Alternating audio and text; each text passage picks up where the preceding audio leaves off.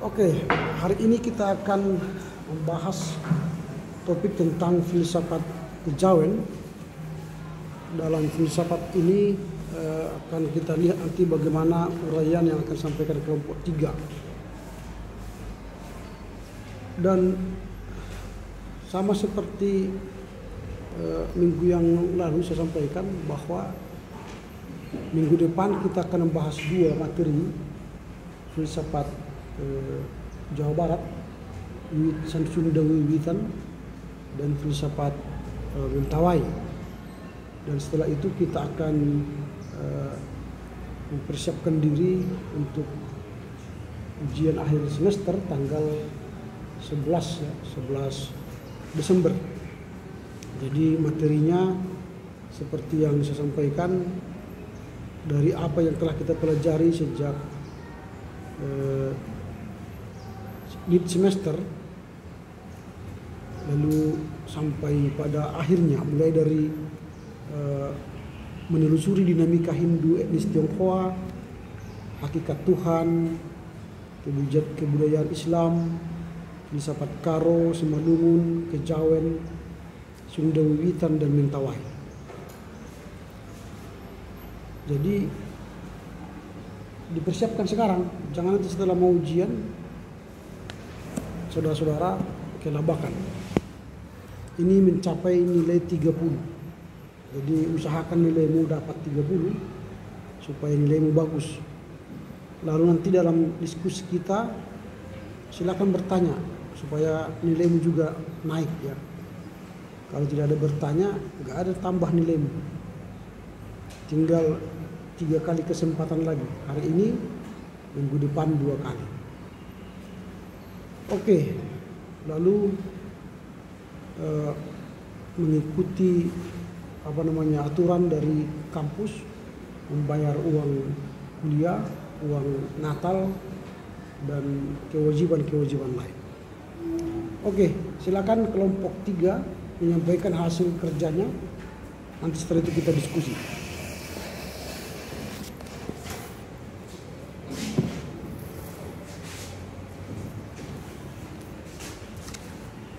Ya, baik, kami dari kelompok 3 akan mempresentasikan hasil diskusi kami dengan kami beranggotakan dari 5 orang tim penulis.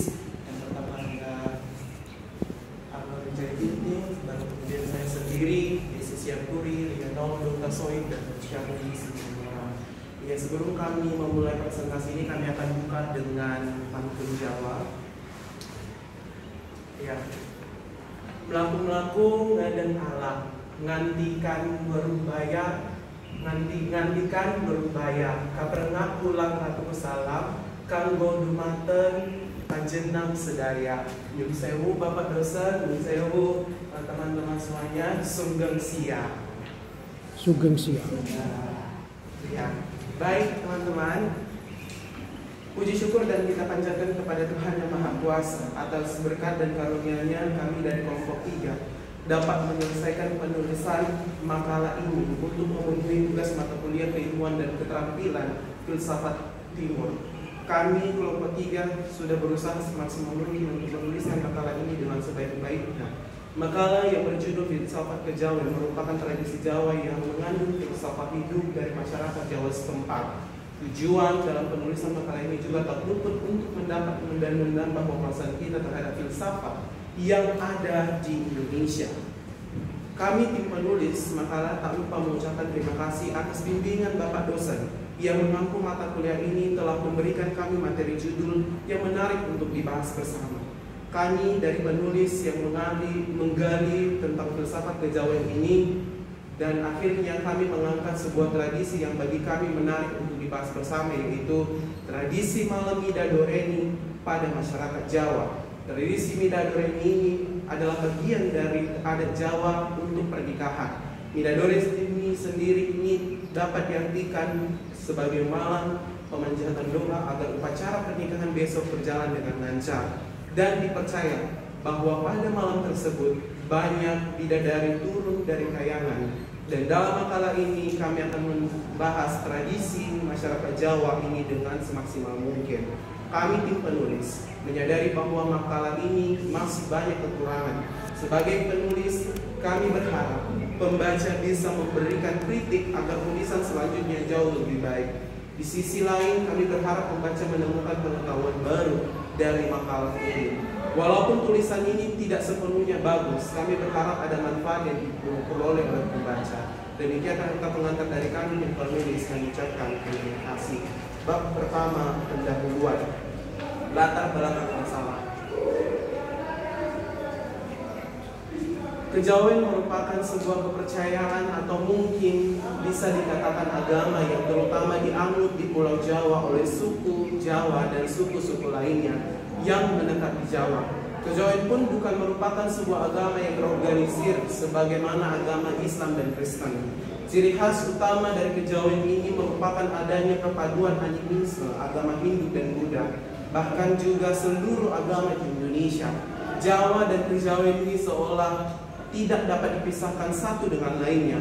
Kejawen bisa jadi merupakan suatu sampul atau kulit dari dua beberapa ajaran yang berkembang di tanah Jawa.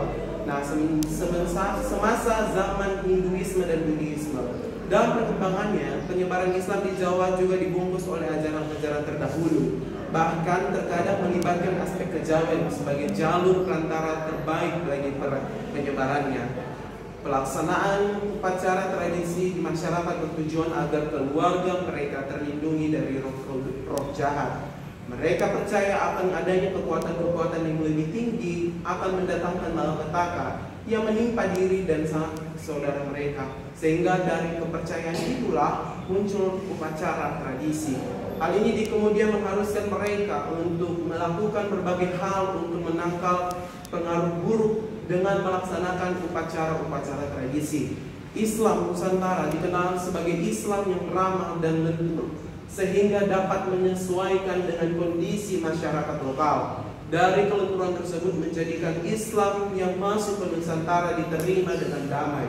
Melalui karakter Islam yang mundur, maka pengaruh agama Islam itu begitu tampak dalam kebudayaan adat tradisi masyarakat. Bahkan susah kiranya untuk memisahkan keduanya, karena kedua unsur tersebut terjalin erat menjadi kebiasaan dan kebudayaan masyarakat. Sejumlah adat atau tradisi karena dianggap memiliki nilai fungsional bagi kehidupan, maka dibukukan sebagai bagian dari syariat Islam seperti tradisi yang berkenaan dengan siklus kehidupan, yaitu kehamilan, kelahiran, khitanan, perkawinan, dan juga kematian. Kehidupan seperti ini sudah mendarah daging pada masyarakat Indonesia, khususnya masyarakat Jawa yang pada gilirannya mempengaruhi antara Islam dengan keyakinan mereka yang sudah tertanam jauh sebelum Islam masuk ke tanah Jawa. Di sini timbul suatu keyakinan yang bisa dikenal sebagai istilah Islam kejawen. Pertemuan antara manusia baik secara individual maupun dalam skala kelompok yang lebih diiringi dengan pertemuan budaya yang dapat berpeluang melahirkan budaya campuran. Perkawinan menurut adat Jawa adalah istilah penting bagi orang yang masih hidup, mempelai pengantin dan keluarga, serta biasanya disertai leluhur dari pasangan yang akan mengadakan perkawinan. Perkawinan adat Jawa selalu melibatkan anggota keluarga dan kerabat kedua mempelai calon pengantin, serta biasanya dilaksanakan dengan rangkaian proses upacara adat tradisional yang syarat akan makna dari leluhur dalam kehidupan keluarga. Biasanya tradisi masyarakat Jawa dalam upacara perkawinan ini sering menggunakan sesaji atau bisa disebut dengan sesajen. Sesajen dapat diartikan sebagai cerminan keyakinan dalam diri masyarakat agar terhindar dari kejadian yang buruk.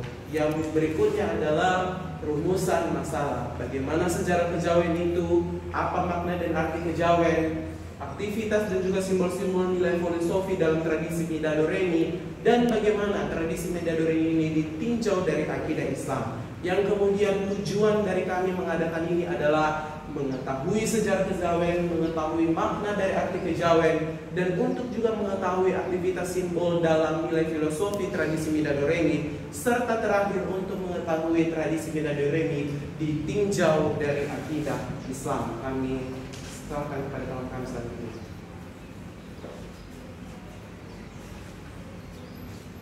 Bab 2 pembahasan 2.1 sejarah kejawen. Asal-usul kejawen sebenarnya bermula dari kedua tokoh misteri yaitu Sri dan Sadono. Sri sejatinya adalah penjelmaan Dewi Laksmi, istri Wisnu, sedangkan Sadono adalah penjelmaan dari Wisnu itu sendiri. Itulah sebabnya jika ada anggapan bahwa Sri dan Sadono adalah kakak beradik, kebenarannya tergantung dari mana kita meninjau. Namun kaitannya dengan hal ini, Sri dan Sadono sesungguhnya adalah suami istri yang menjadi cikal bakal kejawen. Maka dalam berbagai ritual mistik kejawen, keduanya selalu mendapat tempat khusus. Dewi Sri dipercaya sebagai Dewi Padi, Dewi Kesuburan. Dewi Sri dan Wisnu menurut pantun penggelaran memang pernah diminta turun ke Arcapada untuk menjadi nenek moyang di Jawa. Dalam babat tanah Jawa juga dijelaskan bahwa orang pertama yang menempati atau tinggal tanah Jawa adalah kaum kejawen. Adalah Batara Wisnu. Sumber ini meneguhkan sementara bahwa nenek moyang masyarakat Jawa memang seorang dewa. Dengan demikian, kaum kejawen sebenarnya berasal dari keturunan orang yang tinggi tingkat sosial dan kulturnya. Selanjutnya, Dewi Sri dianggap menjelma ke dalam diri tokoh putri Daha bernama Dewi Sekartaji atau Galuh Chandra Kirana. Sedangkan Sadono menjadi Raden Panji, keduanya pernah berpisah, namun akhirnya bertemu kembali. Menurut beberapa sumber, pertemuan Sri dan Sadono atau Panji dan Sekarjati terjadi di Gunung Tidar, Magelang, Jawa Tengah. Tempat ini kemudian oleh Sadono dan Sri diberi tetengger atau tanda dengan menancapkan paku tanah Jawa. Hal ini sekaligus untuk mengokohkan tanah Jawa yang sedang berguncang. Dan sejak itu tanah Jawa kembali tenang. Paku tersebut telah dinamakan Paku Buwana atau Paku Bumi. Paku Buwana inilah membuat orang Jawa tenang sehingga keturunan Sri dan Sadono menjadi banyak. Hanya saja keturunan mereka ada yang baik dan ada yang buruk. Maka Batara Guru segera menyuruh Semar keturunan Sri dan Sadono yang baik-baik, sedangkan Togo mengikuti keturunan Sri dan Sadono yang angkara murka. Togo dan Semar pun akhirnya menuruti perintah itu karena merasa Batara Guru sebagai rajanya. 2.2 makna dan arti kejawen. Kejawen adalah sebuah kepercayaan atau barangkali boleh dikatakan agama yang pertama dianut oleh masyarakat suku Jawa dan suku bangsa lainnya yang menetap di Pulau Jawa. Kata kejawen berasal dari bahasa Jawa yang artinya segala yang berhubungan dengan adat dan kepercayaan Jawa. Penanaman kejawen bersifat umum, biasanya karena bahasa pengantar ibadahnya menggunakan bahasa Jawa. Dalam konteks umum, kejawen merupakan bagian dari agama lokal Indonesia. Seorang ahli antropologi Amerika Serikat, Chilford Guest, pernah menulis tentang agama ini dalam bukunya bernama The Legend of Java. Kejawen dalam opini umum berisikan tentang seni, budaya, tradisi, ritual, sikap, serta filosofi orang Jawa. Penganut ajaran kejawen biasanya tidak menganggap ajaran sebagai agama dalam pengertian seperti agama monoteistik, seperti Islam atau Kristen, tetapi lebih melihatnya sebagai seperangkat cara pandang dan nilai-nilai yang dibarengi dengan sejumlah laku atau mirip dengan ibadah. Ajaran kejawen biasanya tidak terpaku pada aturan yang ketat dan menekankan pada konsep keseimbangan. Dalam pandangan demikian, kejawen memiliki kemiripan dengan Konfusianisme atau Taoisme, namun tidak sama pada ajaran-ajarannya. Hampir tidak ada kegiatan perluasan ajaran atau misi, namun pembinaan dilakukan secara rutin. Kaum kejawen memiliki tradisi asli. Tradisi tersebut berupa pemujaan kekuatan Adikodrati yang diwujudkan dalam ritual selamatan. 2.3 pengertian dan makna malam Midodareni. Malam Midodareni ialah malam sebuah upacara pernikahan dilangsungkan yang disebut Lenggahan Midodareni. Pada malam itu pengantin wanita belum boleh tidur sebelum tengah malam. Ia biasanya ditemani oleh para anggota keluarga atau teman-teman dekatnya setelah makan malam bersama-sama. Mereka biasanya mengobrol, berkelakar, bermain kartu dan sebagainya di atas selai tikar yang dibentangkan di lantai. Berarti adat malam Midodareni adalah selamatan yang pada malam hari sebelum akad nikah. Midodareni berasal dari kata Widodareni atau bidadari, yaitu seorang perempuan yang sangat cantik dan tinggal di kayangan. Upacara Midodareni diadakan pada malam hari sebelum upacara Idul Kubur. Masyarakat Jawa tradisional percaya bahwa pada malam tersebut para bidadari dari kayangan akan turun ke bumi dan bertandang ke kediaman calon mempelai wanita untuk menyempurnakan dan mempercantik pengantin wanita. Itu mitosnya. Namun Makna malam bidadari ini lebih dalam lagi. Dalam upacara ini, calon pengantin mulai sore hari tidak diperkenankan tidur dan keluar dari kamar pengantin. Calon pengantin mengadakan tirakatan, didampingi orang tua, para tamu, teman, dan sahabat yang hadir, serta para bini sepuh. Tirakatan berarti permohonan kepada Yang Maha Kuasa agar pernikahan yang akan dilaksanakan mendapat berkah dan rahmat dari Allah. Bidadari ini dilakukan pada malam akad nikah di rumah calon pengantin wanita. Istilah bidadari ini merupakan bentukan dari kata bidadari ini, artinya peri atau bidadari. Bidadari ini dimaksudkan supaya calon pengantin wanita cantik secantik bidadari. Malam bidadari ini yakni malam berjaga-jaga dan berkumpul saat menunggu. Biasanya dilakukan sehari sebelum acara dimulai. Pada malam bidadari ini biasanya orang duduk-duduk sambil mengobrol dan mempersiapkan sesuatu untuk esok harinya. Bidadari ini dilakukan pada malam hari menjelang pernikahan. Di rumah pihak mempelai perempuan diadakan pertemuan yang dihadiri oleh anggota kerabat gadis serta para tetangga dekat. Menurut kepercayaan, pada malam bidadari ini, para bidadari dari kayangan akan turun dan memberikan doa restu kepada mempelai perempuan. 2.4 Aktivitas dan simbol-simbol dalam nilai-nilai filosofi pada malam tradisi. Pasang taruh, siraman, dan pais. 3-1 hari sebelum pelaksanaan hajat pernikahan biasanya diadakan berbagai kegiatan, yaitu pasang taruh, siraman, dan pais. Pasang taruh sering juga disebut dengan ninggahaken bleketp atau menaikkan taruh atau anyaman dan kelapa, atau paling tidak membuat tanda adanya pernikahan dari bahan anyaman belarang. Siraman diadakan khusus untuk calon mempelai wanita. Saat siraman ditentukan berdasar weton atau hari kelahiran. Yang melaksanakan budaya siraman adalah para sesepuh yang masih ada hubungannya keluarga dengan calon pengantin. Setelah acara siraman, kemudian calon pengantin wanita dipais atau dihias, yakni rambut pada dahi dan kening disungging dengan warna hitam sebagai tanda siap melaksanakan pernikahan. Dan acara mental siap menjadi seorang ibu rumah tangga yang melaksanakan biasanya juru pais atau dukun pengantin yang ditunjuk. Kembar mayang sebagai simbol dari kesejahteraan semesta di samping sebagai kelengkapan khusus dalam perkawinan. Dalam kembar mayang terdapat nilai-nilai filosofi sebagai berikut. Yang pertama, akar disebut sebagai bayu bajra, simbol kekuatan. Pengantin harus kuat lahir dan batin agar hidup sentosa, tidak mudah terumbang-ambing oleh keadaan. Yang kedua, batang pohon disebut purwa sejati, bahwa permulaan memulai hidup baru berpondasikan pada kekuatan mental yang tangguh, agar kehidupan yang dibangun dapat tentram dan damai, tidak ada godaan dan halangan yang mampu merobohkannya.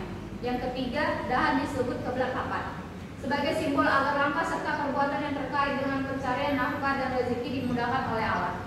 Yang keempat, daun disebut pradapa mega rumemba, sebagai gambaran turunnya air hujan, di mana air adalah simbol kehidupan dan sebagai kebutuhan pokok orang hidup.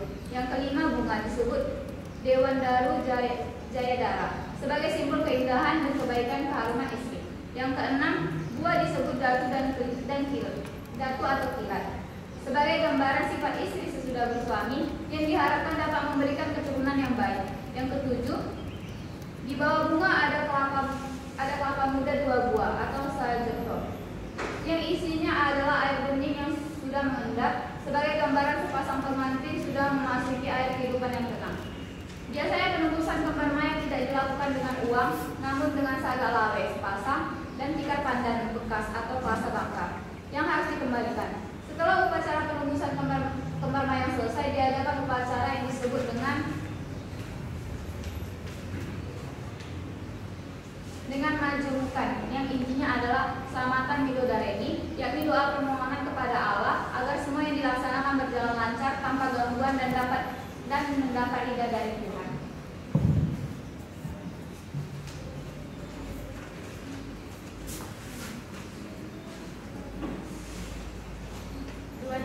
Tradisi bidodaren ditinjau dari akidah Islam.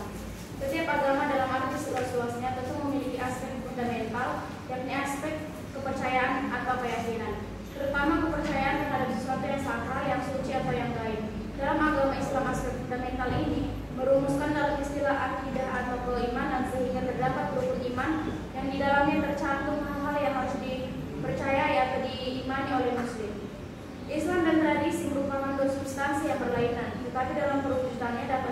berpaut, saling mempengaruhi, saling mengisi, dan saling mewarnai perilaku seseorang. Islam merupakan suatu normatif yang ideal, sedangkan tradisi merupakan suatu hasil budidaya manusia yang bisa bersumber dari ajaran agama nenek moyang, adat istiadat setempat, atau hasil pemikirannya sendiri.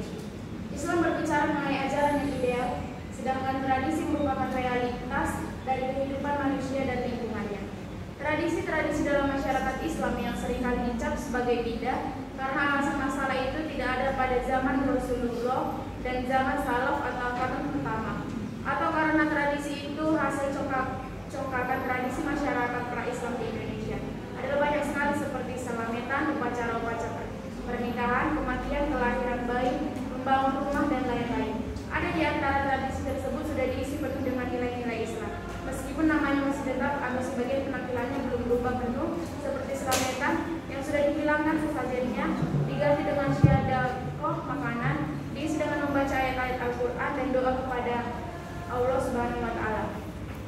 2.6 Proses yang terdapat dalam tradisi Midodareni. Yang pertama, jombolan, yaitu calon pengantin pria datang ke rumah calon pengantin wanita bersama keluarganya dan membawa seserahan untuk keperluan calon pengantin wanita, berupa seperangkat alat sholat, keperluan mandi, keperluan sehari-hari, baju, tas, buah-buahan, alat make-up, dan keperluan yang dibutuhkan calon pengantin wanita. Tujuan utama malam ini untuk menunjukkan bahwa calon pengantin pria dalam keadaan sehat dan hatinya telah mantap untuk menikahi putri mereka. Dalam tradisi Jawa, seserahan harus diberikan dalam jumlah ganjil. Yang kedua, tantingan. Artinya setelah calon pengantin laki-laki datang meminta restu, ini saatnya dari pihak perempuan menerima atau menolak kemantapan dari hati calon pengantin pria. Saat malam Midodareni, calon pengantin wanita tidak diperbolehkan untuk keluar ruangan selama waktu yang telah ditentukan karena dalam masa pinitan. Karena itu, kedua orang tua menandatanganinya dan menanyakan kembali kemantapan hatinya untuk berumah tangga dengan menerima lamarannya. Setelah itu pengantin perempuan akan ikhlas dengan keputusannya dan menyerahkan sepenuhnya kepada orang tua. Ketiga, catur weda atau penasihat. Artinya pemberian nasihat terhadap pengantin laki-laki sebelum melaksanakan akad nikah agar dapat menjadi iman yang baik untuk menuntun istri dan anak-anaknya, serta perkenalan masing-masing keluarga kedua calon pengantin untuk saling mengenal lebih jauh. 4. Titik-titik, yaitu keluarga calon pengantin wanita mempersilahkan kepada keluarga calon pengantin laki-laki agar menemui calon pengantin wanita di kamarnya, karena calon pengantin wanita sedang dipinggit di dalam kamar agar tidak menemui calon pengantin pria. Tujuan calon pengantin wanita di dalam kamar agar memanjatkan doa agar acara ijab kabul esok berjalan dengan lancar. Dan dipercaya pada malam Midodareni, para bidadari turun dari kayangan untuk mempercantik calon pengantin wanita. Kelima, wilujengan majemukan, yaitu silaturahmi antara keluarga calon pengantin pria dan wanita yang bermakna kerelaan kedua pihak untuk saling berbesanan. Kalau dari keluarga Jawa Timur sendiri biasanya sebelum melakukan wilujengan majemukan diadakan acara tetembungan, dan biasanya telembungan dari Solo, Jawa Timur mengutus Kanjeng Sulaiman selaku abdi dalam pengawal raja. Selanjutnya, ibu calon pengantin wanita menyerahkan angsul-angsul atau oleh-oleh berupa makanan untuk dibawa pulang kepada calon pengantin pria. Sesaat sebelum rombongan pulang, orang tua calon pengantin wanita memberikan kepada calon pengantin pria. 6. Angsul-angsul, yaitu dari pihak keluarga calon pengantin wanita memberikan oleh-oleh untuk keluarga calon pengantin laki-laki berupa baju, celana, sepatu, dan keperluan yang dibutuhkan calon pengantin pria agar digunakan esok pagi ketika calon pengantin laki-laki datang ke rumah calon pengantin wanita. 2.7 Konsep keselamatan masyarakat Jawa dalam upacara malam Midodareni. Dalam upacara malam Midodareni, ada beberapa konsep keselamatan yang dipahami dan dihayati oleh masyarakat Jawa. Kalau melihat mitos yang melatar belakangi munculnya upacara malam Midodareni, dapat dipahami bahwa keselamatan yang ada dalam upacara malam Midodareni dapat berarti pemulihan. Masyarakat Jawa dapat digambarkan sebagai Jawa Tarub yang pernah mengecewakan Dewi Nawangwulan. Kekecewaan inilah yang menyebabkan Dewi Nawangwulan pergi ke kayangan meninggalkan suaminya dan anak putrinya. Dewi Nawangwulan bersedia kembali lagi ke dunia untuk merestui perkawinan putrinya kala Jaka Tarub dapat memenuhi persyaratan yang ia minta, yaitu tersedianya manggar mayang sekembaran atau sering disebut dengan istilah kembar mayang. Masyarakat Jawa begitu kuat meyakini mitos ini. Maka, ketika akan mengadakan upacara perkawinan bagi anak perempuan, masyarakat Jawa akan selalu melaksanakan upacara atau ritus khusus demi keselamatan perkawinan anaknya. upacara malam Midodareni, muncul paham keselamatan yang mengungkapkan pengharapan. Masyarakat Jawa meyakini bahwa dengan melaksanakan upacara adat ritus malam Midodareni, para bidadari diharapkan berkenan turun untuk mempercantik calon mempelai wanita, sehingga mempelai laki-laki akan semakin tertarik dan mantap untuk menikahinya. Para bidadari diharapkan merestui kedua mempelai yang akan melangsungkan perkawinannya. Menurut keyakinan masyarakat Jawa, tentunya keselamatan dalam upacara perkawinan ini akan terwujud kalau upacara adat ritus pada malam Midodareni dilaksanakan sebagaimana mestinya. Usaha dan peran manusia menjadi penting untuk mendapat keselamatan dalam upacara Midodareni. Bidadari memang akan memberikan restunya, tetapi turunnya restu itu sangat ditentukan oleh usaha manusia. Jika manusia tidak melakukan segala macam ritus dan memenuhi segala persyaratan yang telah ditentukan, maka restu itu tidak akan diperolehnya. Sebaliknya, jika segala ritus dan persyaratan telah dipenuhi, maka restu akan ia peroleh. Tindakan dan usaha manusia menjadi sangat menentukan. Bidadari hanya berperan memberikan restu yang dimohon oleh manusia. Dalam keyakinan masyarakat Jawa, yang menjadi penghambat turunnya restu itu adalah lengkap atau tidaknya ritus dan persyaratan yang dilakukan.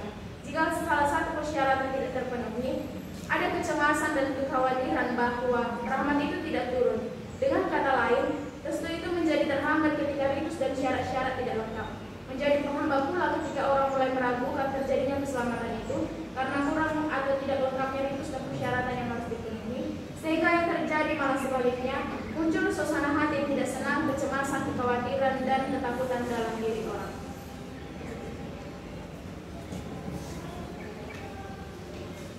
Oke, kita masuk pada bagian 2.8, yaitu perlengkapan dan ritus upacara dalam malam Midodareni.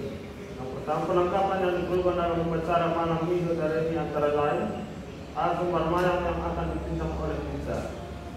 Kedua, tumpeng untuk selamatan mencemurkan malam hari dengan hati pengasih, yaitu hati ayam digoreng dengan bumbu pindang yang disebut juga bumbu antet. Yang ketiga, seperangkat gamelan di tempat yang ditunjuk. Lalu yang kedua, ritus upacara malam Midodareni. Yang pertama, upacara permainan pemangku hadap berdiri dan dihadap oleh kita pencari permainan. Lalu berkata, Dimas kaya Taka Wansini. Permainan kudu kasuun mengambil sangka para dewa. Minangka pemantepe pelakamane putramu si atau nama calon pengantin. Mula ake menggala mahiangan perlu anabus pembarmanya. Yang kedua, sambutan menjawab bahwa dia akan melaksanakan tugas sebaik-baiknya. Lalu berjalan menuju ruang lain tempat pembarmanya yang sudah disiapkan. Dia menghadap dewa yang menjaga pembarmanya itu, kemudian menyampaikan maksudnya untuk meminta pembarmanya anugerah sang Girinata kepada Dewa Kemadaya dan Dewi Rati yang merupakan Kusuma Samara, dan berjanji bahwa sesudah selesai upacara perkawinan pembarmanya itu akan dikembalikan dengan jalan dibuang di simpang 4 atau perapatan jalan. 2.9 tata cara malam Midodareni.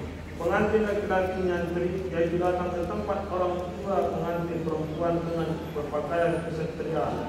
Adapun pakaian yang dimaksudkan adalah kain dan sudan atau baju takwa dari sutra. Ikat kepala zebehan, kalung karset dengan peniti dan keris. Kurang lebih pukul 7, pengantin laki-laki datang dengan para pengiringnya untuk diserahkan pada pihak pengantin perempuan.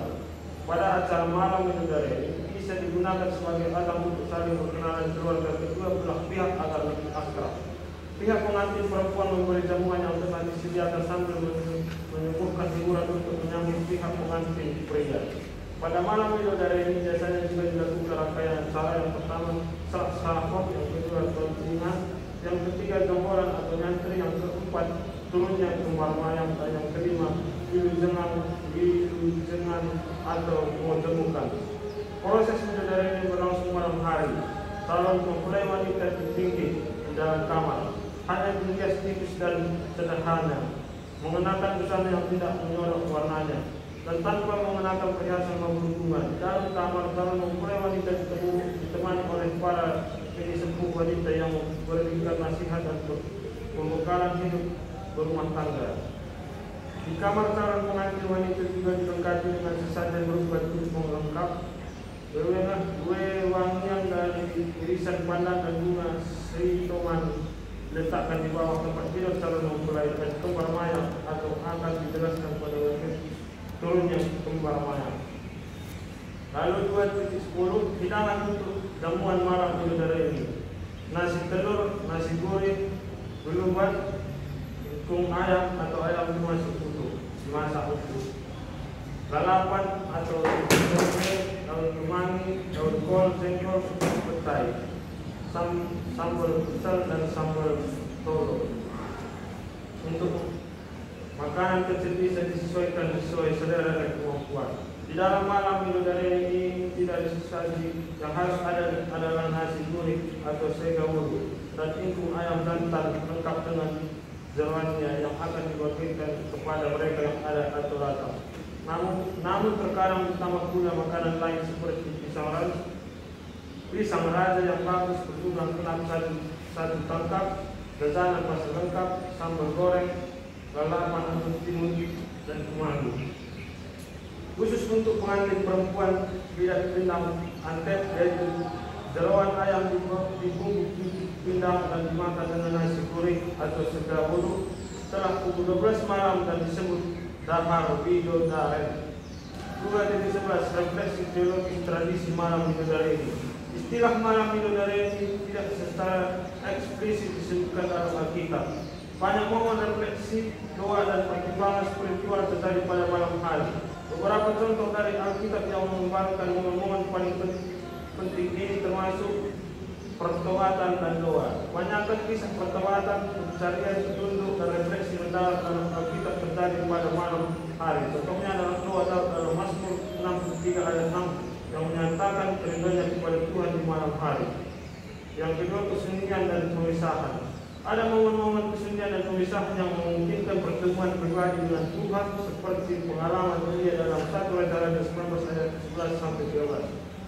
Yang ketiga, pengorbanan dan kesetiaan. Kisah penangkapan Yesus di Taman Getsemani terdapat dalam Matius 26 ayat 3 sampai 46 mencerminkan momen kesendirian, doa yang mendalam serta pengorbanan diri yang besar.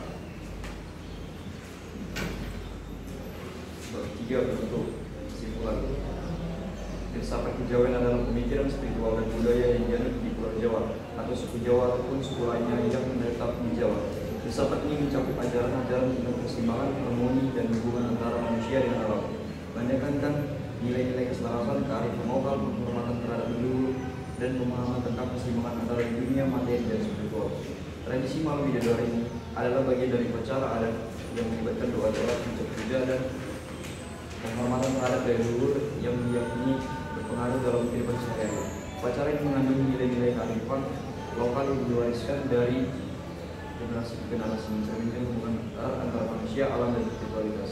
Malam bidadari ini diadakan semalam dan sebelum upacara pernikahan dimulai keesokan harinya.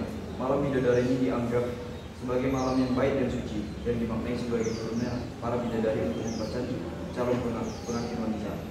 Dalam upacara bidadari ini, calon pengantin wanita mengharapkan keberkah Tuhan Yang Maha Esa agar diberikan keselamatan dan keberkahan. Upacara bidadari ini, pada malam bidadari ini, calon pengantin perempuan tidak diperbolehkan memakai perhiasan maupun bunga sebagai sebuah acara tirakatan kesederhanaan menandai terselenggaranya acara malam bidadari ini. Adapun malam dalam bidadari ini terdapat beberapa proses, diantaranya yaitu adalah jonggolan atau nyantri, tandingan, pembacaan dan penyerahan catur weda, dan wiwijengan majibukan. Di dalam Islam, tradisi atau budaya yang diartikan sebagai urf, yaitu sesuatu yang dilakukan terus-menerus, di mana dalam hal ini tradisi bidadari ini dilakukan secara turun-temurun dan masih dilakukan hingga saat ini. Dan di dalam Islam pun tidak melarang akan adanya tradisi tersebut selagi tidak ada dalil yang melarang dan tidak menyeleweng dari ajaran Islam.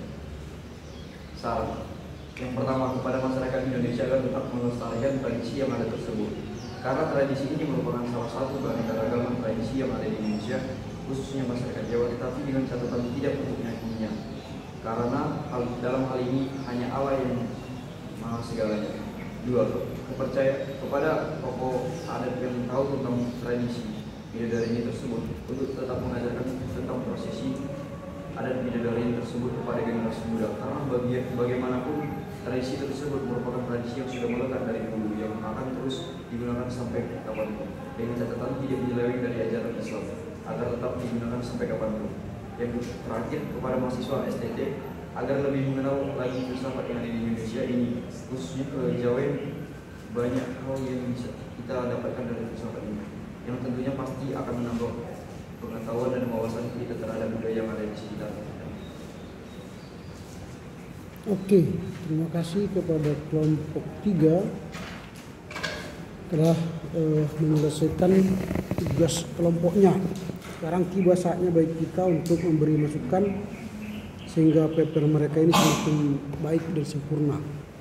Sebutkan nanti buku atau jurnal atau artikel yang saudara tambahkan jika memberi masukan, dan jika bertanya berilah pertanyaan yang membangun sehingga mereka semakin memperbaiki dengan baik.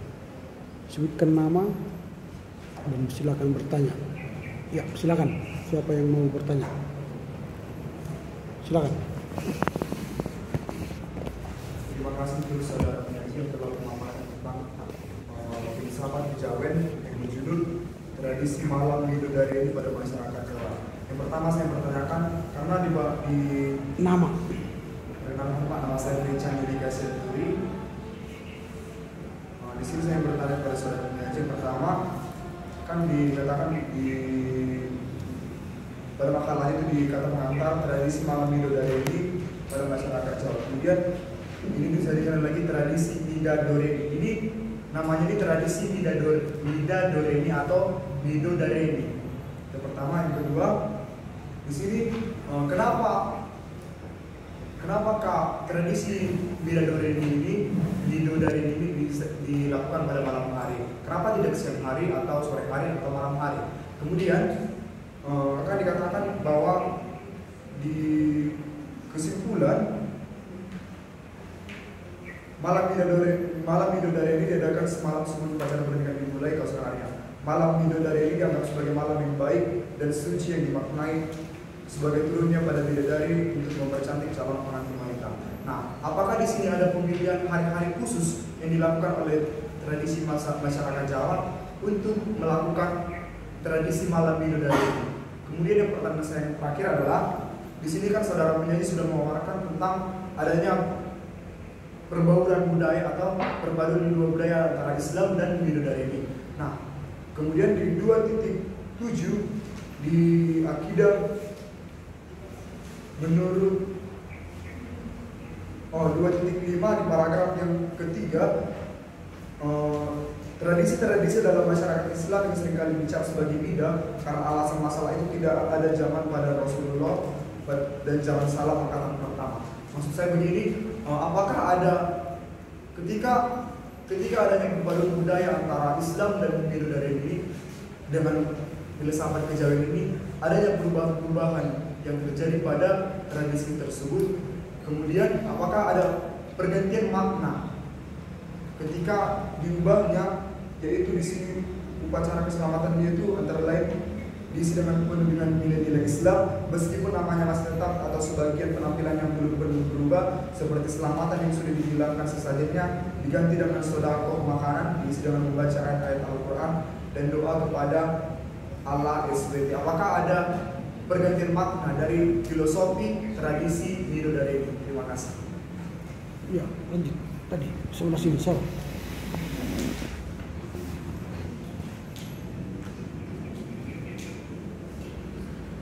Terima kasih atas kesempatan di sini. Saya mengembangkan dulu makna dan arti kejawen. Nama. Karena nama saya sampai jadi berpanjangan, ini merespon dari saksi yang penyaji. Makna dari arti kejawen. Kejawen adalah sebuah kepercayaan atau barangkali boleh dikatakan agama yang terutama dianut oleh masyarakat suku Jawa dan suku bangsa lainnya yang menetap di Pulau Jawa. Dan berkaitan itu dengan laporan baca saya yang kemarin yang Istilah kejawen dipakai masyarakat untuk menyebut tradisi X dari makanan Islam seperti Jakarta, Surakarta, dan sekitarnya. Masuklah kita ke pengertian dan malam bidadari. Di sini dikatakan adalah bidadari ini berasal dari kata bidadari atau bidadari, yaitu seorang putri yang sangat cantik dan tinggal di kayangan. Upacara bidadari ini bahwa bidadari itu datang ke rumah pengantin wanitanya untuk penyempurnaan pengantin wanita tersebut. Tetapi disangka di paragraf keempat bahwa di paragraf itu juga ada dikatakan bahwa ini adalah mitos. Ini adalah mitos bahwa mitos itu kan artinya antara yang benar dan antara yang tidak. Maka dibuatlah di situ dikatakan istilahnya adalah istilah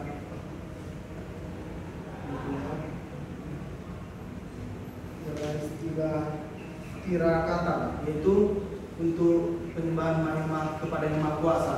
Tetapi dijelaskan lagi di paragraf terakhir, bidadari ini dilakukan pada malam hari menjelang perkawinan di rumah pihak mempelai perempuan, diadakan pertemuan yang dihadiri oleh anggota kerabat, gadis serta para tetangga dekat.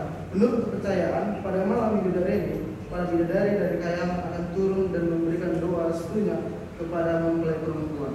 Nah, saya mau bertanya, apakah dari pihak penyaji memang meyakini bahwa adanya bidadari ini dilakukan di Jawa? Apakah memang itu diakui oleh masyarakat Jawa pada masa itu atau tidak? Karena di sajian dari penyaji di awal dikatakan penyaji bahwa itu adalah sebuah mitos. Baru itu diperjelas penyaji lagi di paragraf terakhir untuk memperkuat. Ini tolong dulu dijelaskan bagaimana istilahnya. Di 2.3 di paragraf kedua, di situ penyaji menjelaskan apa arti itu bidadari ini. Lalu, namun makna malam bidadari ini lebih dalam lagi. Dalam upacara ini, calon pengantin mulai sore hari tidak diperkenankan tidur dan keluar kamar pengantin. Calon pengantin mengadakan tirakatan didampingi oleh tua atau orang tua, para tamu, teman dan sahabat yang hadir serta para pilih sepuh. Tirakatan berarti permohonan kepada Yang Maha Kuasa agar pernikahan yang akan dilaksanakan mendapatkan berkah dan rahmat dari Allah SWT. Lalu di paragraf selanjutnya, para terakhir, penyaji balik menekankan lagi tentang kalimat yang sudah dibuat dengan tersebut. Lalu pertanyaan yang kedua, kembang mayang. Apa menjadi landasan dasar dari istrinya ini ya?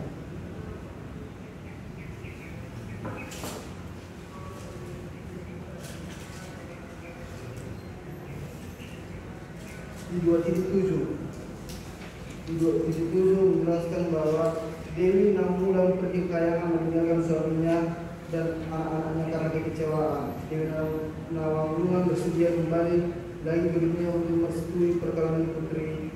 Kalau Jakarta dapat memenuhi persyaratan yang dia minta, yaitu tersedianya manggar mayang atau sakembaran atau sering disebut dengan istilah kembar mayang. Kenapa Nawangulungan itu membuat persyaratannya dengan kembar mayang? Apa landasannya? Lalu di referensi teologis di 2 titik terakhir 2.11 dikatakan adalah pertobatan dan doa. Kebanyakan kisah pertobatan, pencarian petunjuk dan refleksi mendalam dalam Alkitab terjadi pada malam hari. Contohnya adalah doa Daud dalam Mazmur 63 ayat 6. Mari kita buka Mazmur 63 ayat 6. Jiwaku dikenyangkan seperti dengan sumsum yang terlezat, dan dengan bibir yang bersorak-sorai mulut menyanyikan puji-pujian. Lalu mari kita lihat pada ayat kedua, di sini tidak ada dikatakan malam hari. Ya Allah, Engkaulah Allahku, pagi-pagi aku mencari Engkau. Jiwaku haus kepadamu, tubuhku letih merindukan Engkau, seperti tanah yang kering dan kehausan tidak terakhir. Coba dijelaskan penyaji, kenapa itu bisa terjadi. Di sini di Alkitab dikatakan pagi, mengapa penyaji mengatakan malam hari. Terima kasih. Oke, 2 pertanyaan ini silakan kelompok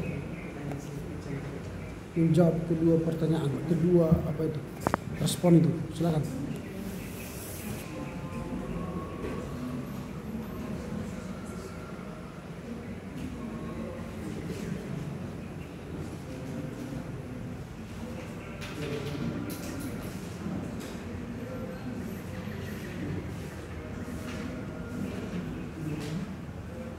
Ayo, silakan.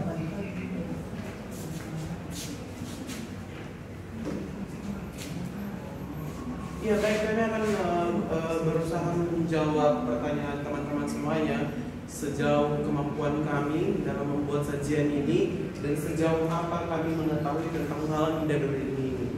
Jadi mohon maaf nanti kalau misalnya ada yang tidak berkenan ya teman-teman harus menjawab tentang ini. Untuk pertanyaan Pican, sebenarnya untuk penulisan untuk tradisi ini adalah Midodoreni itu yang betulnya. Salah penulisan tadi itu Midadoreni yang seharusnya. Itu adalah tradisi Midodoreni. Itu adalah penulisan yang yang betulnya, karena dalam semua jurnal dan juga buku yang kami baca penulisannya tetap Midadoreni. Kemudian kenapa tradisi ini dilakukan pada malam hari? Sejauh yang kami baca dalam pembuatan makalah ini, kami tidak menemukan alasan khususnya kenapa ini dilakukan pada malam hari atau kenapa malam tradisi ini harus malam dilakukan. Ya, mungkin dari menurut kami itu dari dulunya mungkin selalu malam dilakukan karena entah ada mitos yang berkembang di tengah-tengah masyarakat Jawa waktu itu sehingga mereka percaya bahwa malam hari itu adalah merupakan waktu yang tepat untuk kedatangan para dewi dalam menghias pengantin tersebut. Kemudian apakah ada pemilihan khusus hari dalam menggunakan tradisi Midadoreni ini? Sebenarnya sejauh yang kami lihat untuk pemilihan hari seperti ini, hari kapan dilaksanakannya Midadoreni ini tidak juga dijelaskan karena kami juga melihat banyak perkawinan Jawa tidak sesuai dengan tanggal yang ditentukan sebelumnya. Artinya ini semua berdasarkan kesepakatan dari kedua pihak kapan mereka akan melaksanakan perkawinan dan seluruh perkawinan itu akan dilakukan di dalam satu tradisi itu. Jadi semua sudah tradisi Jawa dilakukan dalam perkawinan itu sudah dilakukan. Jadi menurut kami penyaji tidak ada malam khusus atau malam yang ditentukan dalam keagamaan atau religion apapun yang menentukan oh ini hari baik untuk melakukan tradisi Midadori ini. Ini hari apa? Tapi sebenarnya bisa bebas kapan saja dilakukan. Dan kemudian apakah ada pergantian makna dari filosofi tradisi? Pergantian makna filosofi tradisi.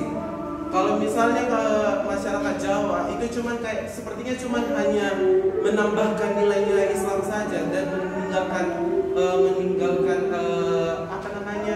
meninggalkan mitos-mitos yang ada. Dan justru mereka di dalam yang malam tradisi Midadori ini itu adalah waktu yang tepat bagi mereka adalah untuk memanjatkan doa-doa sebelum ijab kabul atau pengesahan pernikahan mereka itu akan dilakukan pada esok harinya.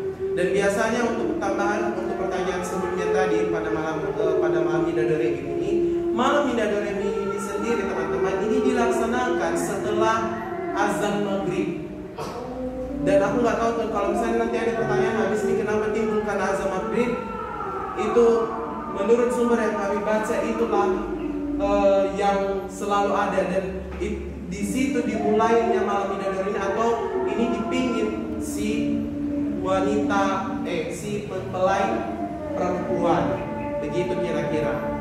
Demikian yang bisa semampu kami jawab, kemudian kami serahkan kepada teman kami dalam menjawab pertanyaan.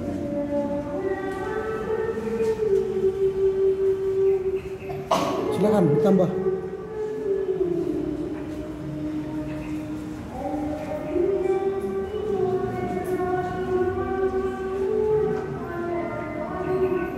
Silakan.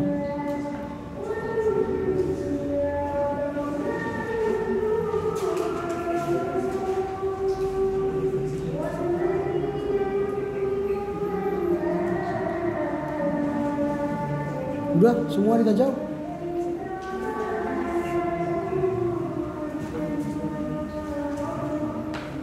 Kami akan coba menjawab pertanyaan dari Santo ya. Mengapa nama bulan itu membuat persyaratan dengan kembang maya? Nama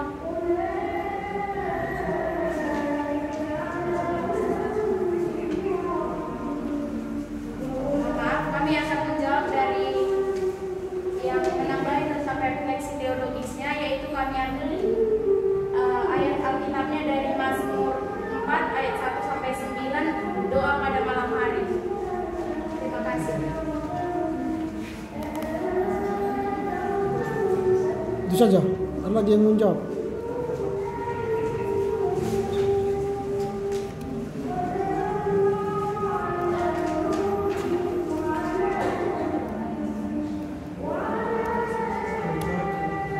Udah? Ya, baik, kami akan menjawab pertanyaan Santo tentang sebenarnya ada nggak malam Ida Doremi ini atau enggak.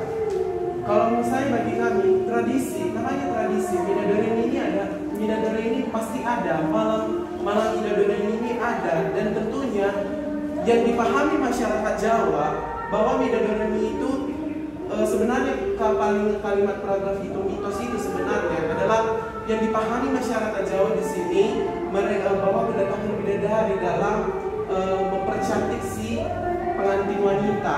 Tapi sebenarnya enggak. Ketika itu sudah diapakan, mereka menganut tradisi itu sebagai malam di mana selain memanjatkan doa, dan di situ kalau misalnya istilah pingit perempuan, artinya tidak boleh.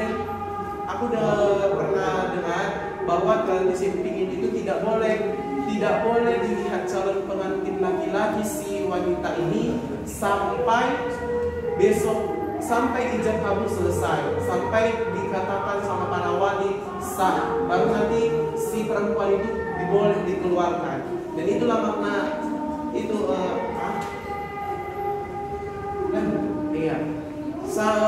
sampai ijab kabul itu sah. Ketika sah, baru nanti si perempuan ini dikeluarkan dia dari proses apanya, begini.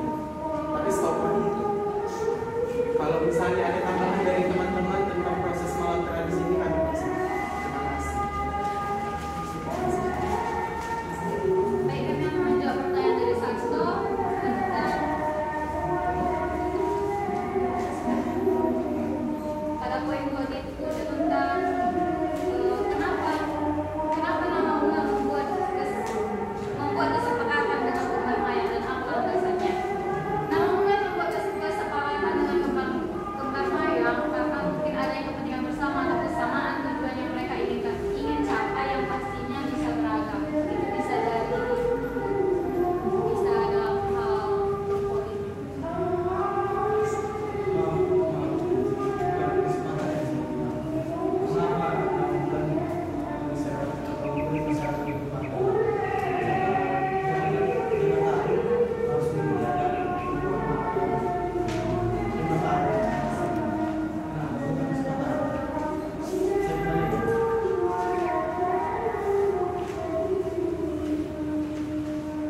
Silakan.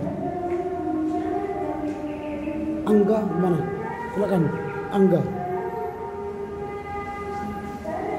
Silakan menjawab pertanyaan teman-temanmu. Riau. Silakan.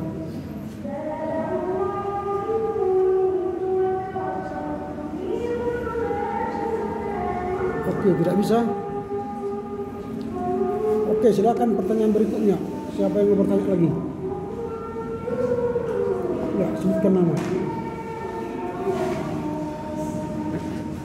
Baik, terima kasih. Jadi saya Sonia Sombing akan bertanya dari 2.10 mengenai hidangan Sonia Sombing. Oke, silakan. Mengenai hidangan tunjungan malam Ida Doremi.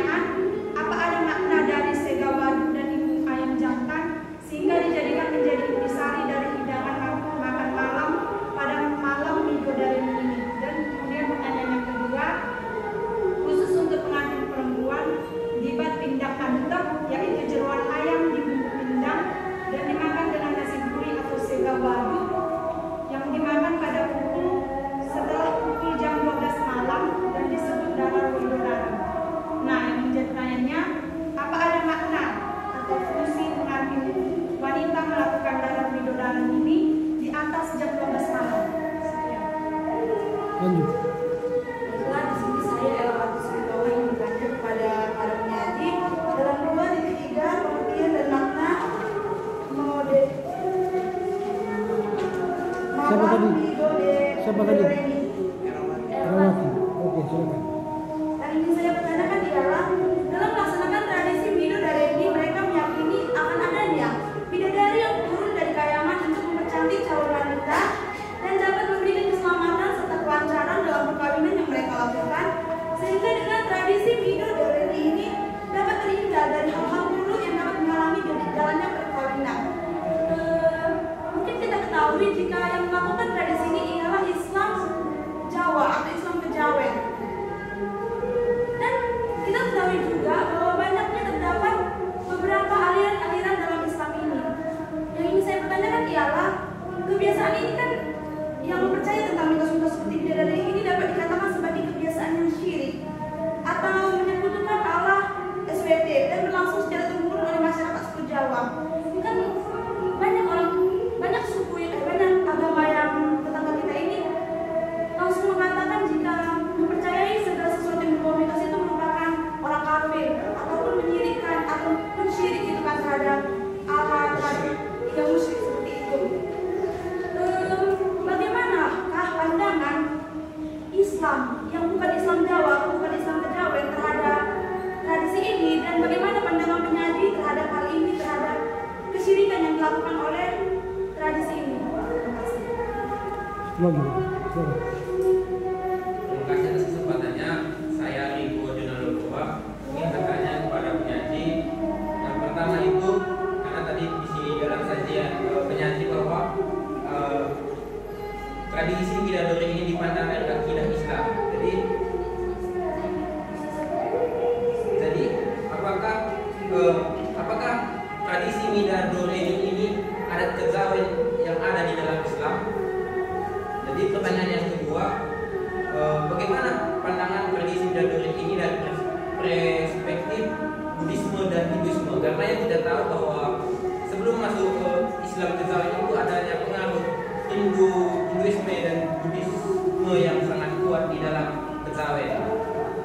Mungkin waktu laporan baca Islam kejawen juga sudah dibahas. Jadi bagaimana itu pandangan tradisi bidadari ini dari perspektif Buddhisme dan Hinduisme?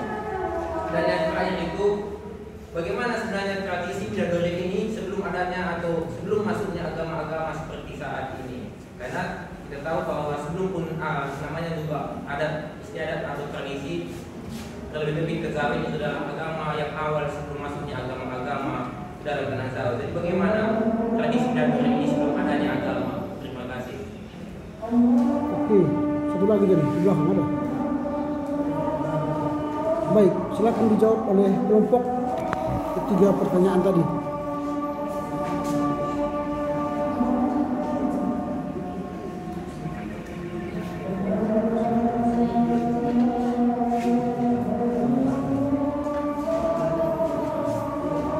Ya, baik, kami akan menjawab pertanyaan pertama.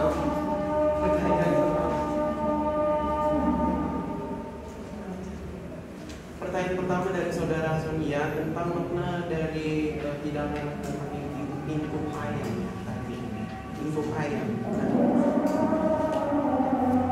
Ayam impung ini memiliki arti mengayomi. Kata impung ini diambil dari kata cinangkung dan menengkung yang berarti memanjatkan doa dalam bahasa Jawa kuno.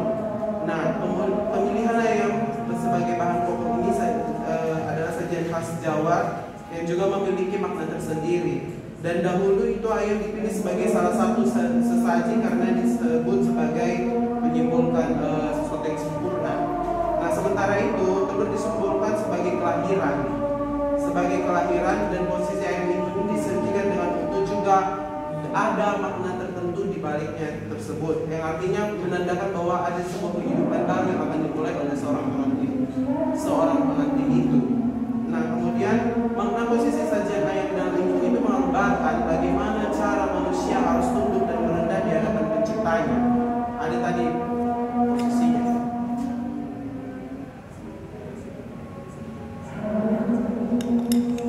Nah, menunduk. Sebenarnya ini menunduk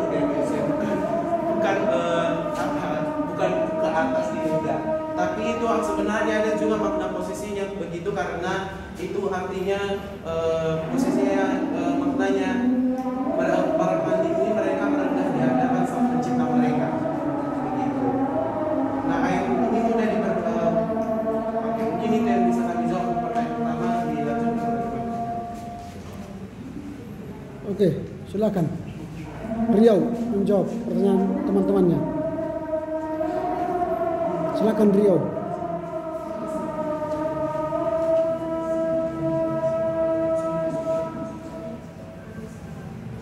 Ada Riau? Silakan. Silakan Riau. Silakan Riau. Saya akan mencoba menjawab pertanyaan dari saudara Sonia, yaitu khusus untuk pengantin perempuan di bidang aktif, yaitu jeroan ayam timun bintang dan dimakan dengan nasi goreng setelah pukul 12 malam dan disuruh dahar video dari apa maknanya?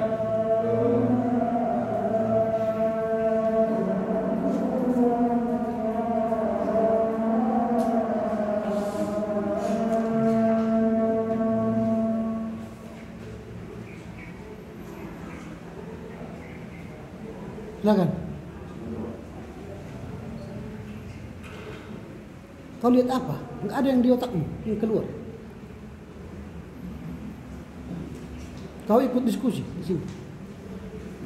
Ikut. Kenapa enggak bisa kau jawab pertanyaan ini? Bisa kau jawab? Ayam ingkung merupakan ayam bumbu yang dihidangkan bersama jeroannya, bukan sekedar ayam yang dimasak. Ada filosofi yang melekat pada ayam ingkung.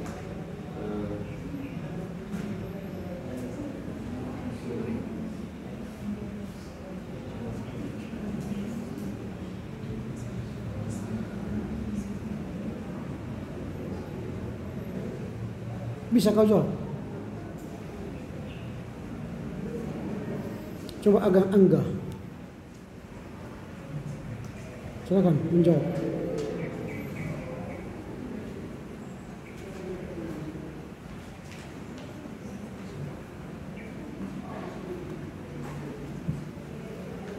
Oke, saya mencoba menjawab pertanyaan dari saudara Riko. Apakah bidadari ini adalah adat pegawai dalam Islam? Ya, bidadari ini adalah bagian dari adat pegawai di Islam. Lalu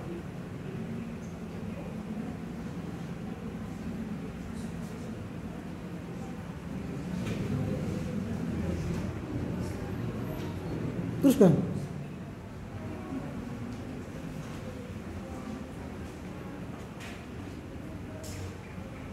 bagaimana sebenarnya tradisi bidadari ini sebelum adanya aktivitas agama seperti saat ini? Seperti yang saya ketahui bahwa ini adalah sebuah tradisi bidadari. Jadi sebelum masuknya agama-agama seperti yang ada pada saat ini, tradisi bidadari ini telah dilakukan dari dulunya.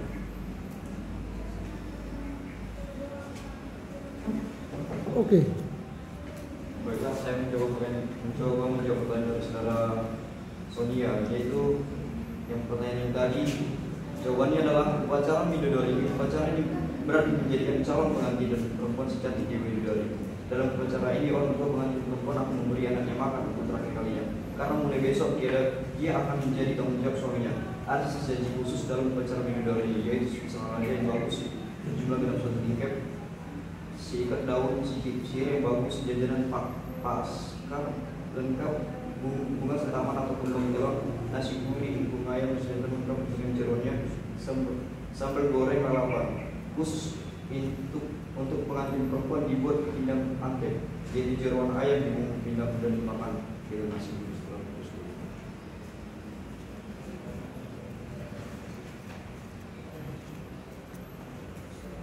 Sudah semua dijawab pertanyaannya?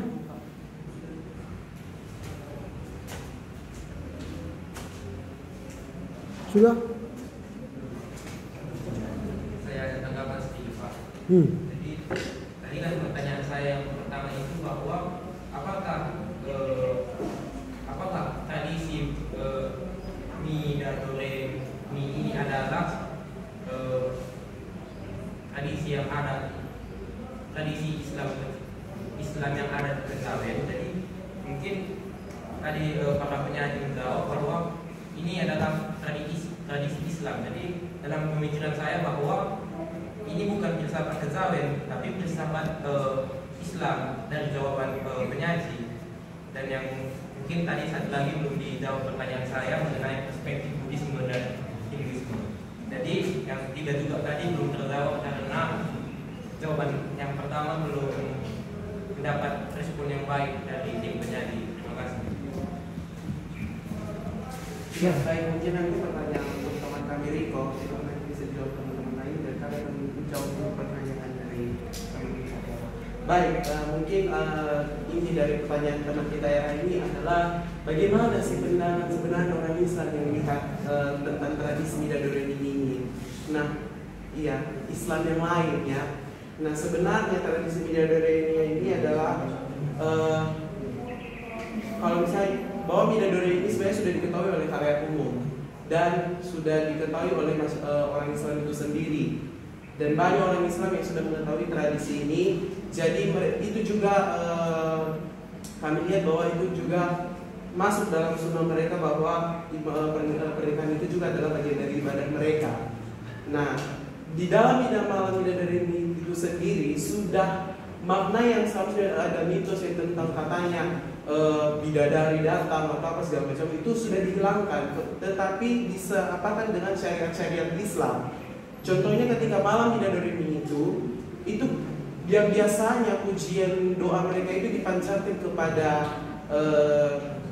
para dewa-dewa dan dewi-dewi atau bidadari apapun segala macam itu diubah menjadi doa-doa dalam melantunkan ayat-ayat suci Al-Quran, dan mungkin itu tidak lagi dianggap mereka musyrik karena mereka sudah berusaha memasukkan syariat mereka di dalam tradisi itu sendiri. Nah, perkawinan merupakan sunatullah bagi manusia dan maupun makhluk lainnya dengan tujuan untuk melestarikan generasi yang akan datang dan menimbulkan kebahagiaan hidup. Nah, agar dalam perkawinan itu diakui oleh syariat Islam dan diakui oleh negara serta diakui oleh masyarakat, maka harus dicatat oleh sistem administrasi. Jadi ada aturan-aturan main ketika tradisi tradisi ini sudah diketahui oleh negara sendiri dan ada aturan-aturan tersendiri di dalam tradisi ini sehingga bagi Islam udah nggak musyrik lagi, ini memang udah bagian tradisi kita lagi itu begitu. Jadi hukum Islam ada juga di dalam hukum Islam yaitu urf, tadi udah kami bacakan ya. Hukum urf itu secara umum tidak melanggar tata cara dan perkawinan adat Jawa karena perkawinan tersebut selama masih melaksanakan syariat dan rukun perkawinan dalam hukum Islam. Demikian. Terima kasih. Oke, ada lagi yang menambah?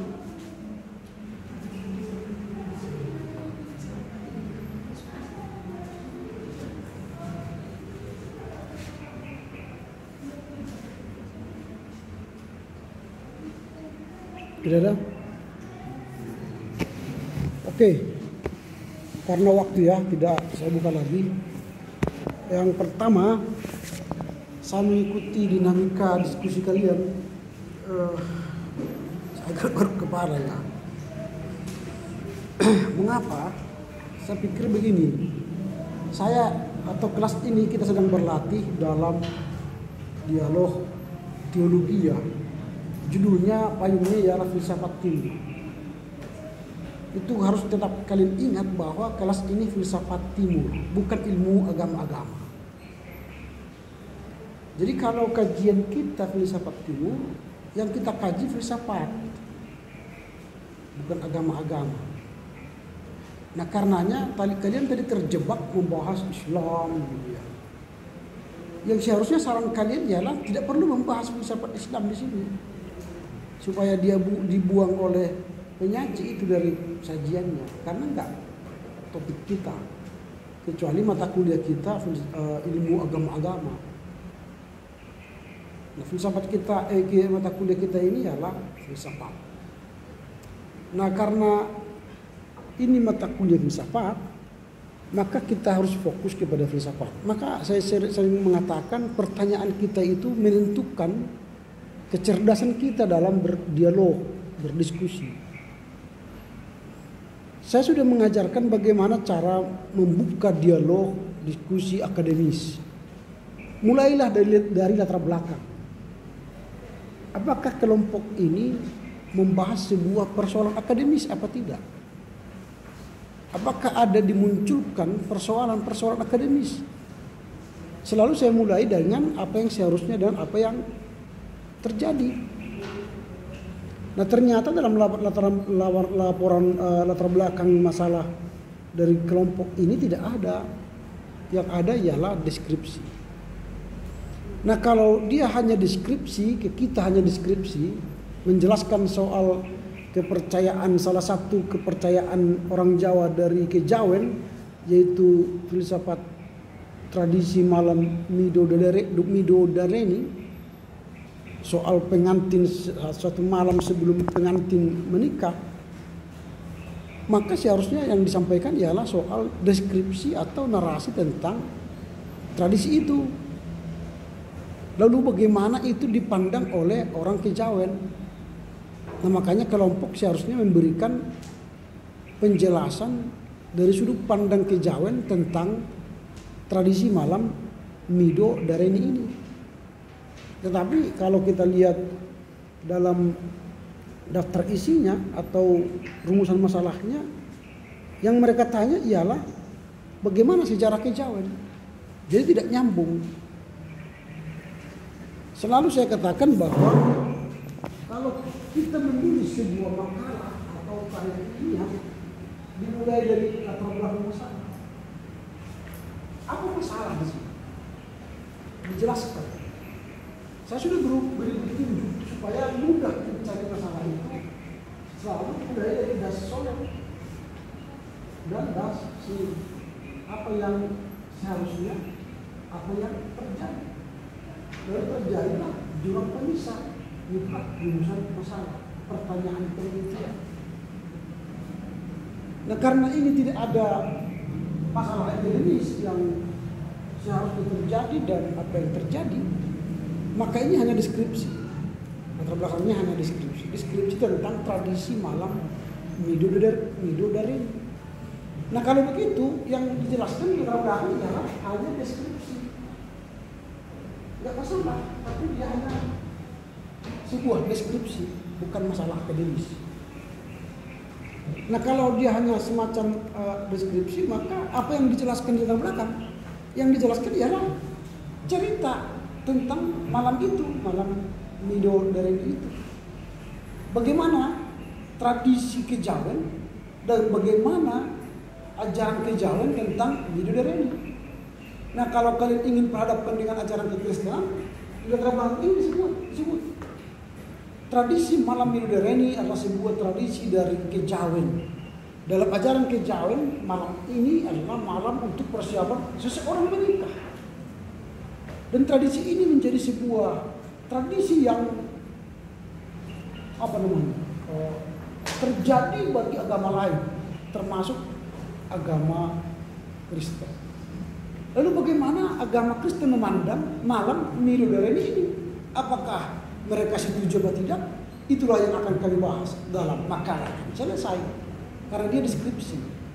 Maka pertanyaan penelitiannya di sini nanti ialah bukan lagi apa itu filsafat, apa itu kejawen, atau apa makna dari kejawen. Bukan itu lagi pertanyaannya. Tapi pertanyaannya ialah, nanti akan saya berikan ini kepada kelompok supaya dia, bagaimana pemahaman kejawen terhadap malam Midodareni itu? Itu yang ditanya. Mengapa? Bagaimana? Berarti kan how, bagaimana pengalaman atau ajaran kejawen tentang Midodareni. Itu yang harus dijawab inti dan dijelaskan di bab 2. Lalu pertanyaan kedua apa? Apa maknanya? Apa makna tradisi malam Midodareni itu? Apa makna? Lalu yang ketiga ialah bagaimana pandangan Kekristenan tentang malam Minggu Dareni. Selesai. 3 pertanyaan itu dijawab di sini. Sehingga kita tidak terjebak kepada agama Islam dan sejarah kejawen dan sebagainya. Jadi fokus aja pada topik.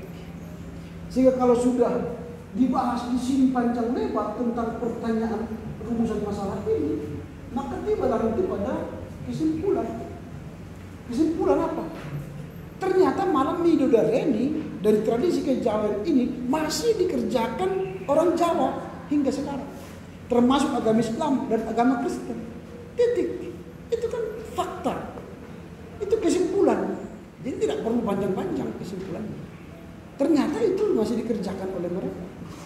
Lalu kalau memang dikerjakan oleh orang Kristen dan orang Islam, tradisi kejawen ini apa sarannya? Karena tadi kalian sudah bahas di sini nanti bagaimana pandangan Kekristenan terhadap tradisi Minggu Dareni itu, maka di sini sarannya bagaimana?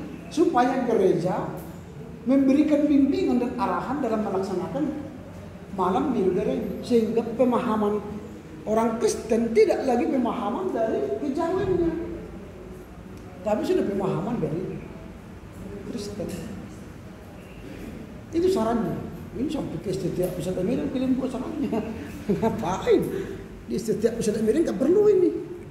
Ngapain tuh ada malam didengerin? Gak ada sama kita ini. Paling-paling di orang Karo ada ngantin manu. Ya kan? Kalau bagi orang Batak mana perlu ini? Ngapain disarankan ke kita ini? Jadi saran itu harus konkret. Jangan mengada-ngada gitu. Nah itu yang perlu di sini, sehingga nanti kelompok 3, kelompok 4 dan kelompok 5, marilah mulai berpikir akademis. Latihan ini, latihan supaya kalian bisa nanti menjadi seorang teolog-teolog yang memiliki pemikiran filsafat timur. Cara bertanyanya begitu, sehingga nanti ketika menjawab kalian tidak nguk-mak gitu kan, ngak gitu kan, karena kalian nggak tahu apa yang kalian tulis. Kalian tulis banyak semua di situ tapi nggak kalian ngerti gitu. Allah Subhanahu wa taala kalian bilang lagi situ. Kalian tak ngerti apa Allah Subhanahu wa taala kan? Kalian bahas yang bukan daerah kalian kan? Itu. Nanti perbaikilah. Ini sudah saya beri catatan. Dan nanti banyak hal yang tidak perlu dibahas ya, jadi dibuang aja. Kalau soal-soal teknis saya udah malas menjelaskannya. Dan kelompok 4 dan 5 baca ya yang saya kirim ini supaya jangan berulang lagi. Saya sudah katakan buatlah daftar isi otomatis, pelajarilah cara mengutip dari jurnal, lihatlah bagaimana cara menulis catatan kaki yang baik dan benar, dibaca. Setiap judul itu 18 fontnya, subjudul dia 14. Jangan berulang-ulang. Judul yang saya maksud itu bukan hanya bab. Mulai kata pengantar, daftar isi, sampai daftar pustaka itu 18. Ini kata pengantar 20. Ini besar kali 20. Enggak, ada aturan. Jadi ikuti aja. Lalu logo kita jangan lagi pakai yang lama. Ada yang baru, cari sendiri. Jika tidak ada, minta aja sama si Bobby, minta sama Liston. Itu artinya kalian mahasiswa, cari. Kalau sudah coret-coret gini, carilah jawabannya gitu ya. Jangan lagi berulang. Nanti 4, 5 ini aja lagi saya coret-coret seperti ini. Malas gitu, malas. Dan nilai kalian gak jadi bagus. Kalau kalian mengerjakan bagus sesuai dengan arahan, minimal 90 di tangan kalian. Kalau substansinya benar dan bagus kan 95. Ini gak ada capai 90. Apalagi kalian menjawab seperti itu gak ada nilainya kan. Pertanyaannya pun tidak bernilai. Karena kalian tidak masuk pada ranah berpikir tadi. Mulailah latihan ini semester 3 kalian. Syukur kalian semester 3 sudah diajari seperti ini cara berpikirnya, cara berteologinya. Saya kurang tahu di kelas lain bagaimana kalian membuat paper. Jangan-jangan hanya pendahuluan, pembahasan, kesimpulan, tidak diajar bagaimana supaya berpikir akademis. Nanti kalau kalian kuliah di kelas lain kan sudah kalian bisa menerorkan, di sana kan bisa mempertajam lagi, bikin kalian seperti ini. Gitu. Pertanyaannya cerdas gitu. Kau ikan ini mata kuliah apa? Lalu ini topiknya apa? Lalu apa yang menjadi persoalan? Apa pertanyaannya? Lalu bagaimana sana? Itu kan kalau seperti itu cara diskusi kita enak. Gitu. Ini dikasih jawab, Riau menjawab, dia nggak tahu apa yang dia tulis. Angga juga begitu. Jadi kalau saya berkesimpulan, yang menulis ini hanya dia. Dan dibantu orang mereka berdua. Kalian berdua ini nggak ada kerja. Karena nggak ada jawaban-jawaban kalian.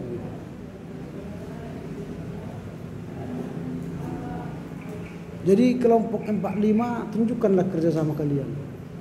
Kalau sudah tahu semua, pasti bisa jawab semua. Karena apa? Kalian sudah tahu, paham di mana apa isi daripada sajian. Begitu ya. Oke, dengan demikian berakhirlah perkuliahan kita. Ingat minggu depan 2 paper dan hari ini perbaikan makalah kedua supaya dikirimkan sehingga perbaikan untuk kelompok 3 ini nanti minggu depan. Ini akan saya kirimkan filsafat untuk kelompok 3, kelompok apa namanya? Ya, kelompok 3C. Silakan dibaca, dipelajari, dan yang lain pun dipelajari. Dan ingat ya, nanti mereka kirimkan perbaikan. Dan teman-teman kelompok 1 juga sudah kirim perbaikan. Kelompok 2 nanti akan kirim perbaikan. Kalian baca, karena ujiannya berasal dari sana. Saya ulangi, ujiannya berasal dari sana. Nanti apa yang mereka tulis, lalu apa yang saya jelaskan di kelas seperti ini, ingat aja apa yang saya jelaskan. Nanti pertanyaannya seputar itu. Misalnya contoh tentang hal ini. Coba jelaskan apa makna dari Midodareni dalam tradisi kejawen. Kan nanti mereka perbaiki kan. Sudah jawabannya di situ, ya baca. Atau sebutkanlah bagaimana pandangan iman Kristen terhadap malam Midodareni. Nanti sudah mereka jawab itu. Ya bacalah. Kalau kalian tidak baca, ya udah kosong lah jawabannya, nggak ada apa-apa. Begitu ya. Jadi apa yang dikirimkan kawan-kawan perbaikannya itu akan menjadi materi ujian kita. Lalu kalau sudah diperbaiki, kalian sudah bisa upload itu ke Akademi Edu. Supaya kampus kita terkenal, nama-nama kalian nanti dikutip orang dalam paper-paper mereka. Rate kampus kita naik, nama kalian pun terkenal. Menulislah di Akademi Edu. Sudah ada yang punya akun Akademi Edu? Di sini ada yang punya akun Akademi Edu? Wah, nggak ada juga ya. Proses pembelajaran yang baik sekarang dalam KMI, semua harus ada outputnya. Bisa di jurnal, bisa menulis di blogspot. Tapi nanti kalau blogspot tidak dikutip orang, nggak bisa dikutip. Masuklah ke Akademi Edu.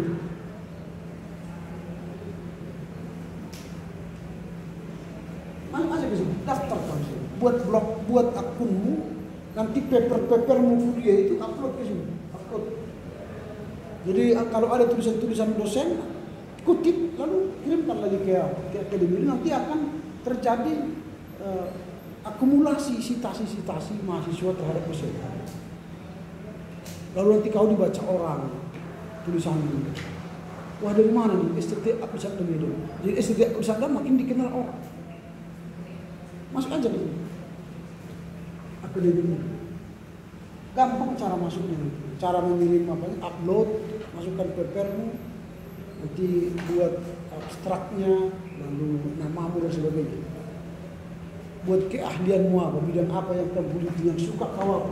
Sehingga nanti ketika kamu menulis skripsi, kau sudah punya modal. Gitu ya. Oke, saya sudah kirim. Sudah masuk ya?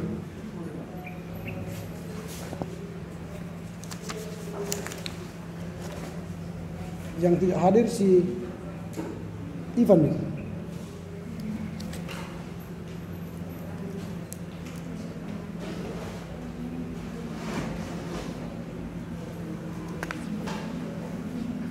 Oke, silakan tutup dengan doa. Tak usah bernyanyi karena masih ada yang kuliah. Baik, teman-teman karena sudah selesai, mari kita bersatu dalam doa. Terima kasih Tuhan yang memberi kami pada siang hari ini Tuhan, karena kami telah menyelesaikan mata kuliah kami dengan berjudul bersama kejauhan Tuhan. Biarlah mata kuliah kami bisa kejauhan ini agar menjadi pengetahuan kami sebagai mahasiswa geologi sebagai Tuhan. Tuhan, sebenarnya kami akan keluar dari ruangan ini Tuhan. Engkau berkati Tuhan dimanapun langkahnya Tuhan. Dan juga Tuhan berilah kesabaran pada dosen kami sedang mengajari kami Tuhan. Doa kami berdoa mengucap syukur. Amin. Amin.